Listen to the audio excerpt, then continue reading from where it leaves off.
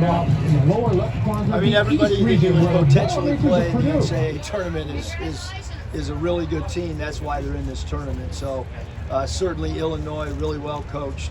Some guys that we've played before, like Terrence Shannon, who was at Texas Tech, and obviously Matthew Mayer, played at Baylor. They got some really good transfers, and it's an excellent shot blocking team.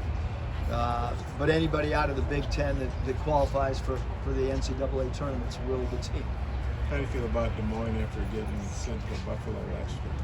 I mean, obviously Des Moines is close for our fan base. Probably would have been the closest site that our fans could have. I've been there before. I mean, it's really about being in your hotel room and playing in an environment that should be a sold out building, and close enough for both fan bases to make their way to Des Moines. Eric, what do you remember about Terrence Shannon? What do you like about his game? Yeah, I mean, Terrence Shannon, he's just so versatile. He's lefty, can score at many different levels. He's one of the best athletes in college basketball. He can attack the rim. He can beat people off the bounce. Excellent transition player. Has had a really, really good year for them. Coach, you talk about just how difficult it is to get to this point in the season, to see the name pop up on the screen there, probably never gets old. Just describe the feeling like. Yeah, I don't think that unless you coached or played in the NCAA, I don't think you really know how hard it is to make this tournament. You can look when the brackets are finished at all the great programs and all the teams with a lot of talent that aren't in this tournament. So it's a hard one to get into, and it should never get old for any coach. It should never get old for any family member of a coaching family, and it certainly shouldn't get old for any player. So I think that we knew we were in the tournament based on the body of work that we did over the course of an entire college season. Our staff did a great job with non-conference schedule, because without our non-conference schedule, that really helped position us not only to be in the tournament, but to be an 8 seed rather than maybe a lower seed than that. So a lot of work in the middle of the summer, a lot of people wondering when our schedule was coming out. We were one of the last teams in college basketball to put a schedule out, but there's a rhyme and reason for why you want to play people that you think can have good overall seasons, and we were able to do that with teams like South Dakota State and Bradley and some teams like that, Fordham that had great seasons, UNC Asheville that won their league. So a lot of work goes into making a tournament. It's not just from November till today. It's a lot of stuff that happens in the summer too. Obviously, a lot of SEC teams got in. You played the top half of the league probably more than anybody, maybe you and Auburn. How do you think that helped? And what do you think of the league and that many teams in? And how do you think that helps everybody in the SEC? Yeah, I mean, the level just keeps, the talent level of players, the coaching level, the fan bases. I mean, this year is the biggest crowds that I've seen since I've been in the SEC when we went on the road. Almost every building that we played in on the road was sold out, with maybe the exception of South Carolina.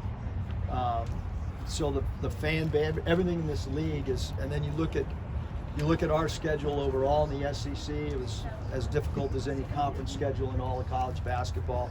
And then you add in the fact who we played at the end.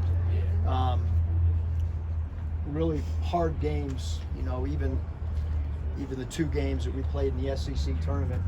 I mean, we played 2 teams that are now in the NCAA tournament. So our team's been challenged all year, and we'll be challenged against a team like Illinois as well. I think about half of your overall games were NCAA tournament games. Yeah, like I said, I mean, I haven't done it a long time, but in the 8 years that I've done it, it's by far the most difficult schedule, not even close to any other year that I've been doing this. And then you add in the injuries. Really proud of what our guys how they've stuck together. We've lost a lot of the games that we have lost, a lot of close games. There has not been many games where we've been out of games, and over the course of 30 games, every team in the country almost has 1 or 2 games where, you know, you don't play very well and there's double-digit margins. We had a few this year as well, but for the most part, you look at the 30-game body of work, we were in every single game we played almost. Coach, noticed Anthony was in a boot. Is he okay? Is that just precautionary? Yeah, I mean, he's in a boot, and we'll, he'll get rehab today, and that'll be between him and the trainer. You feel good he'll be ready to play? Yeah, I hope so. Eric, do you have any thoughts on Brad Underwood? Do you have any kind of a past with him at all? No real past other than just kind of watching his teams and understanding that his teams play with toughness. The Big Ten is a very, very physical league. A lot of close games, obviously, in the Big Ten, and so they've been tested throughout the course of the season as well. But we'll leave here right now and start our breakdown with our coaching staff on their style and what they do offensively, defensively, what they do with special teams on side out of bounds, baseline out of bounds, and then we'll try to start formulating a game plan tonight. You talked the other night about how that loss really stung and you really were going to start thinking about the NCAA tournament to find out who you're playing, where you're going. But I would think it's the same, this thing is gone now. You're looking forward to what's your attitude when it comes to team's attitude is? Yeah, I mean, right now it's, the only thing we're worried about is Illinois, and we've talked about our schedule. We've talked about, hey, the goal was to make the NCAA tournament, try to get as good a seed as we possibly could.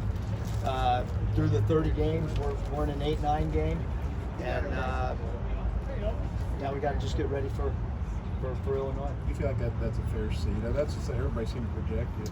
Yeah, I think that as we've talked, I mean, Coach Ruda and I and most of the staff were in the office all morning. Illinois was a team that we felt, there was 2 teams, Illinois being one team and another team that we felt we could possibly play. We felt, best case scenario if the injuries and everything were talked about and discussed in all the close games, we felt best case would probably be a 7 and worst case would probably be a 9. So I think that the 8 seed is very fair, and that's what we played our way into. And so now you got to go try to win an 8-9 game. Who was the other team you thought? It's not worth saying. How good is it? You always give Rudy credit, or maybe it's the whole staff for kind of figuring out it might be ABC. And I mean, so have you guys already gotten a head start on Illinois? I got the depth chart. I got the highlighted box score. So conference box score. So yeah, some of us have been meeting for a long time this morning. Anything else for Coach?